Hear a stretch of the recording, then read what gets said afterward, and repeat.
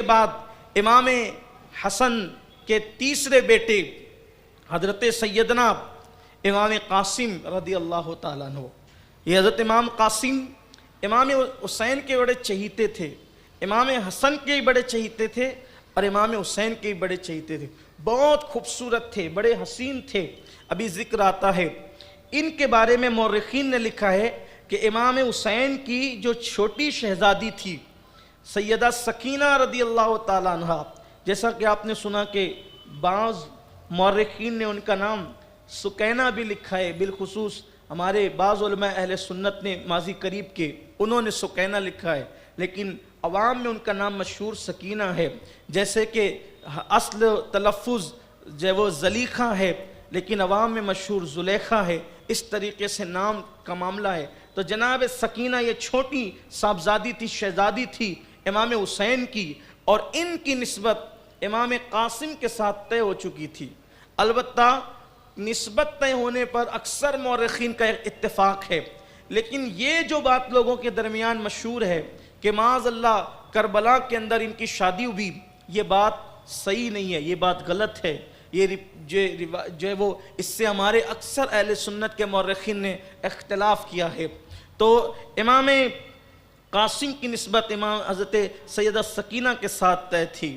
اب جب اپنے بھائی کو جو ہے وہ شہید ہوتے ہوئے دیکھا، چچا شہید ہو گئے، وہ سب ایک کے بعد ایک جانثاری کرنے لگے، تو جناب قاسم رضی اللہ تعالیٰ جن کی عمر 19 سال بتائی جاتی ہے، وہ آئے اور آنے کے بعد کہا چچا اب میں بھی میدان میں جانے کی اجازت چاہتا ہوں، آپ مجھے اجازت عطا فرمائیں۔ حضرت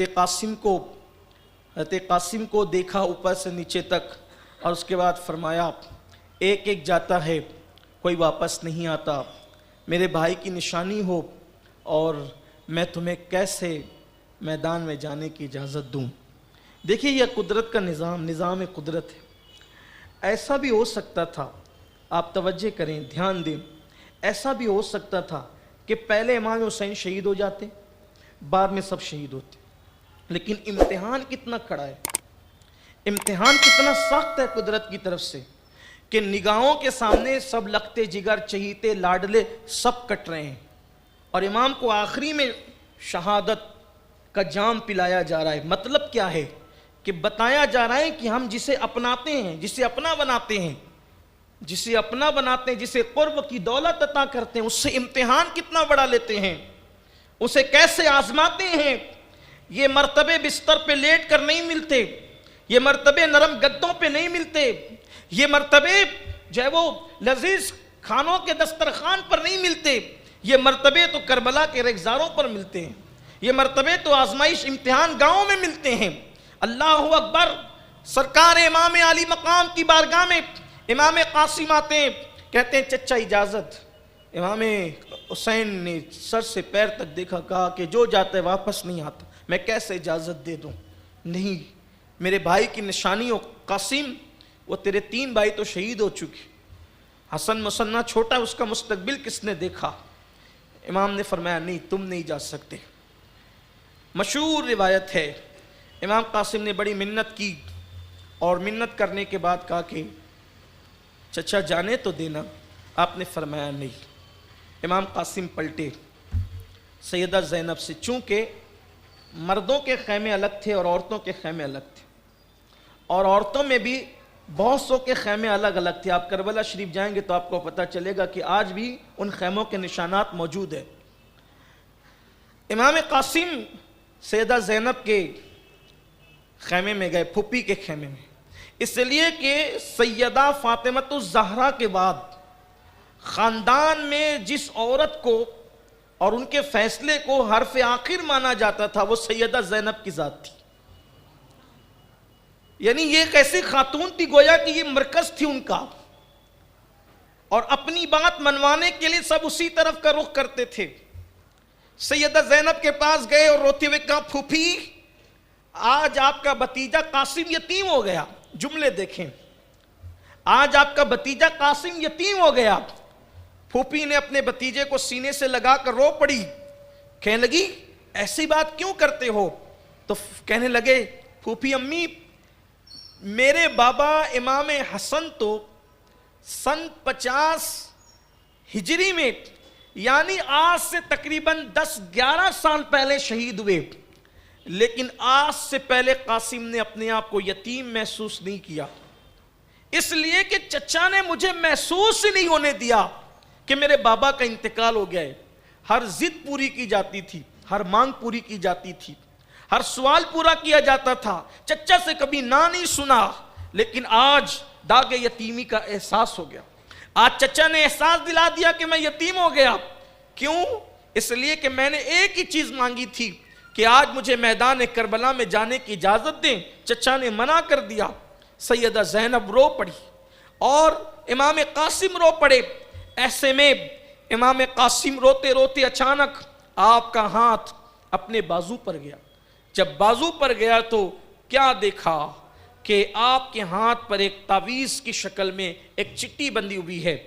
آپ اچانک 10 سال پیچھے چلے گئے، ماضی کے گویا کے جھروکے میں جھانکنے لگے، اور وہ کیفیت، وہ حالت کہ امام حسن رضی اللہ تعالی عنہ وعلا جدی والے السلام کی کو قے ہو رہی ہے اور آنتیں کٹ کٹ کے گر رہی ہے، چہرہ جو ہے وہ سبز ہو چکا ہے۔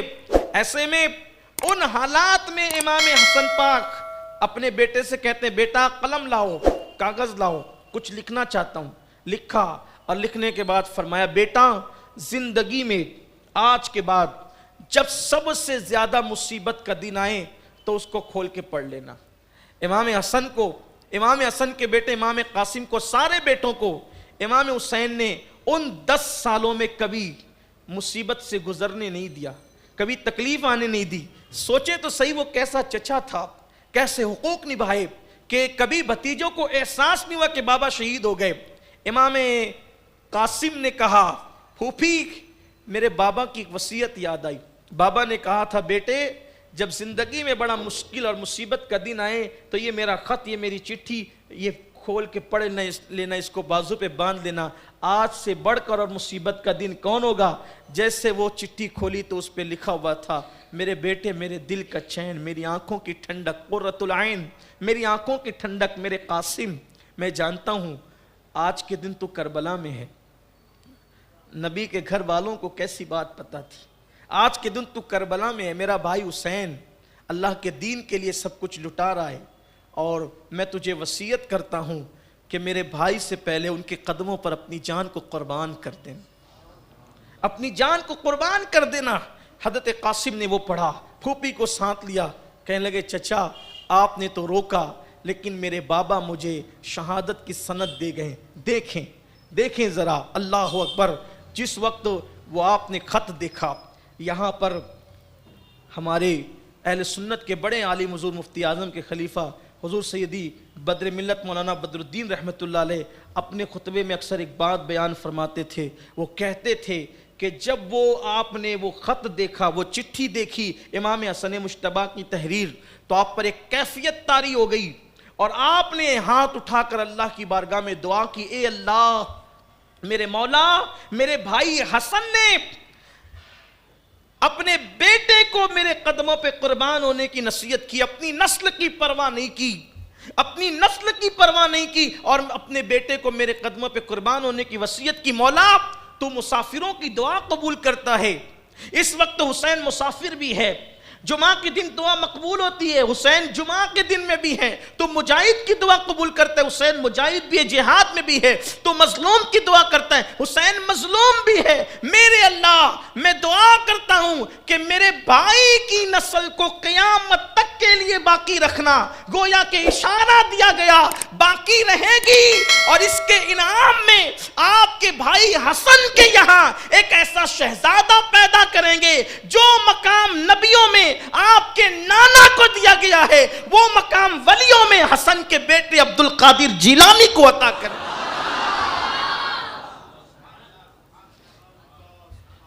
امام قاسم نے کہا چچا یہ شہادت کی سند میرے بابا نے دی ہے، اور اس کے بعد پھر امام حسن مجتبیٰ کا وہ شہزادہ جب امام عالی مقام کو پیش کرتا ہے تو امام رو کر سینے سے لگاتے ہیں اور فرماتے ہیں اب میں تمہیں روک نہیں سکتا۔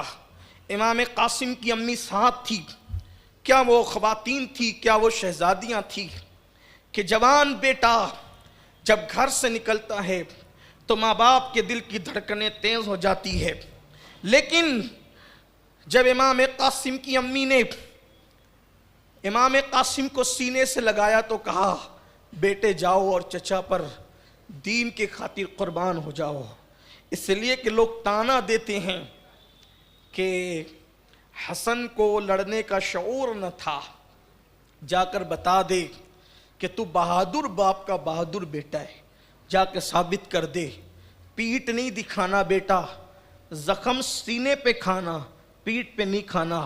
اور ماں بیٹے کی پیشانی چوم کر کہتی ہے کہ اب تیری اور ہماری ملاقات جنت میں ہوگی انشاءاللہ۔ کیسی وہ خواتین تھی، اللہ کے دین کے لیے ان کے جذبات کیا تھے۔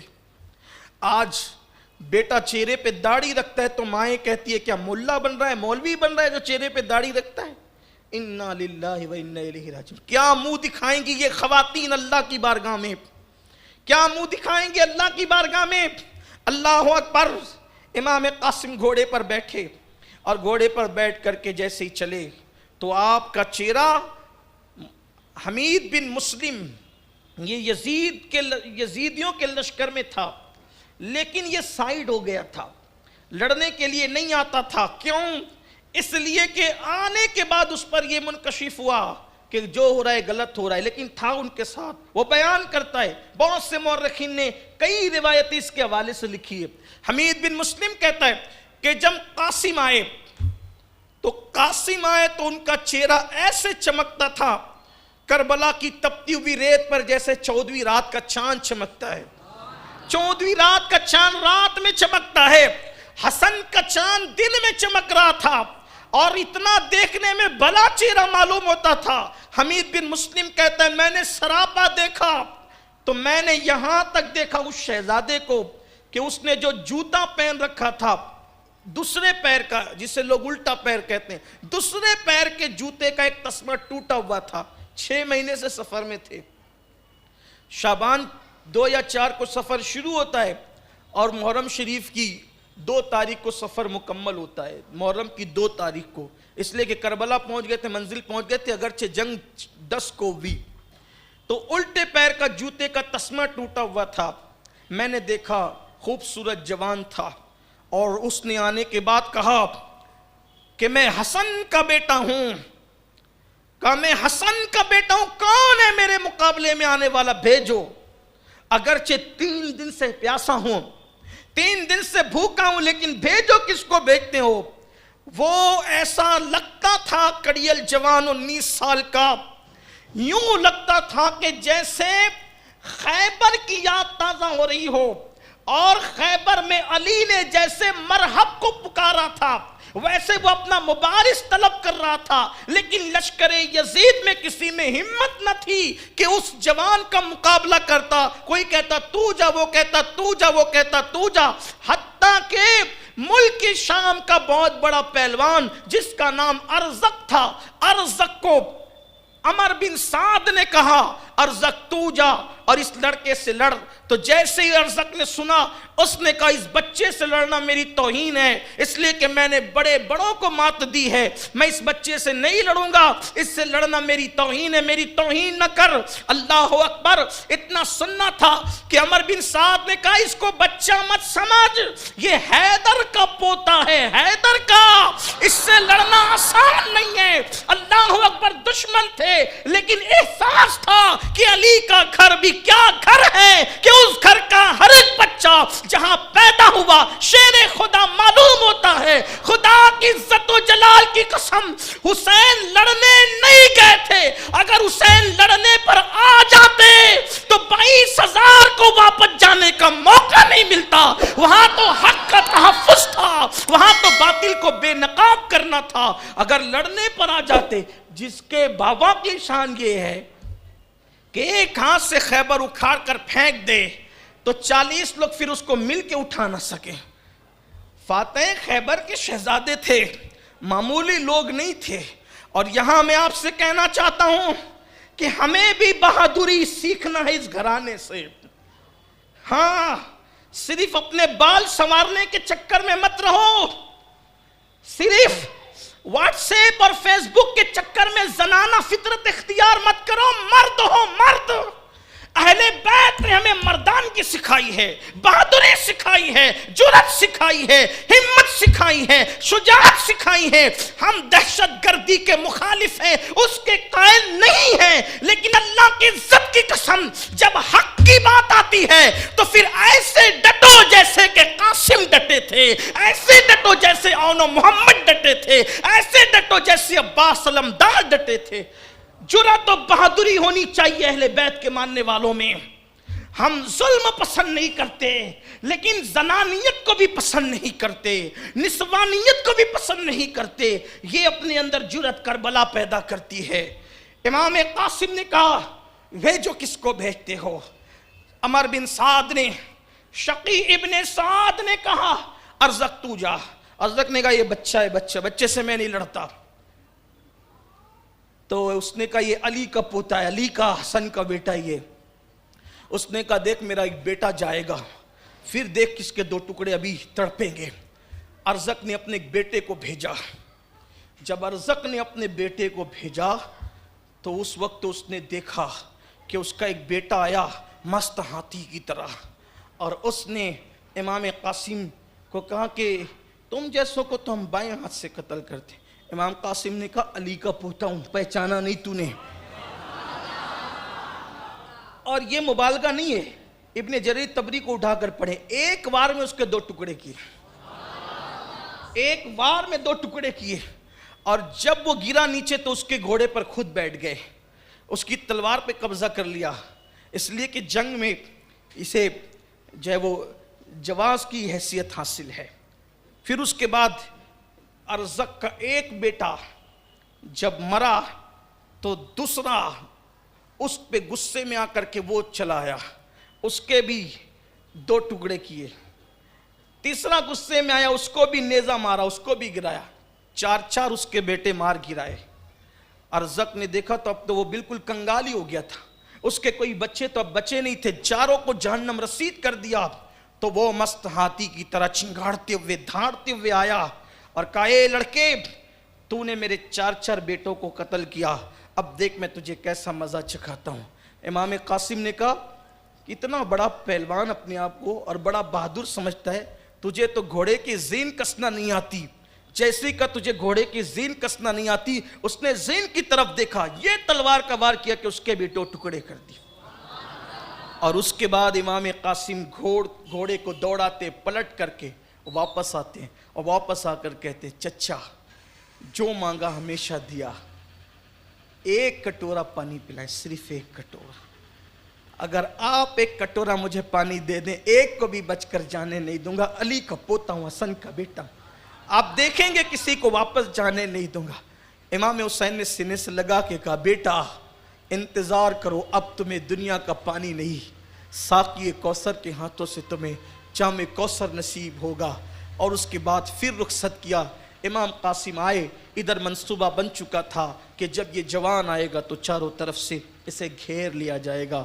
جب چاروں طرف سے گھیر لیا گیا، مورخ لکھتا ہے کہ امام قاسم کو چاروں طرف سے گھیرا گیا، تیروں کی برسات اور بوچھار کر دی گئی۔ امام قاسم گھوڑے کے سم جو ریت سے ٹکرا رہے تھے اس سے گرد اٹھی، دھول اٹھی، اور اسی دھول کے اندر امام قاسم اور وہ یزیدی فوج سب کے سب چھپ گئے۔ اسی گرد سے ایک آواز آئی، چچا میری خبر لیجئے، چچا میری مدد کیجئے۔ جیسے امام حسین خیمے کے باہر کھڑے یہ منظر دیکھ رہے تھے، جیسے ہی سنا چچا میری خبر دیجئے، امام کے ہاتھ سینے پر آ گئے، سینہ پکڑ لیا، کلیجہ پکڑ لیا، میرے بھائی کی نشانی جو میرے ساتھ تھی وہ چلی گئی۔ اور آپ نے گھوڑے پر بیٹھ کر جس وقت وہاں کا رخ کیا، غبار چھٹا تو اتنے دیر میں کیا دیکھا کہ امام قاسم کو شہید ہی نہیں کیا گیا تھا۔